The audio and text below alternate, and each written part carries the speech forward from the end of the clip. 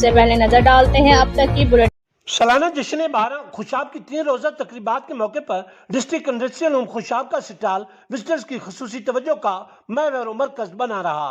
Manager D I H Khushab madam ام فروامدانی کی زیر نگرانی سٹال کو نہایت خوبصورت انداز سے مزین کیا گیا تھا۔ District social welfare department Khushab کے زیر تمام سجائے جانے والے سٹال پر ٹرک آرٹ سے متعلق مختلف اشیاء کی نمائش کی گئی تھی۔ بچیوں کی ہاتھوں کی بنائی ہوئی مختلف اشیاء برائے فروخت بھی رکھی گئی تھیں۔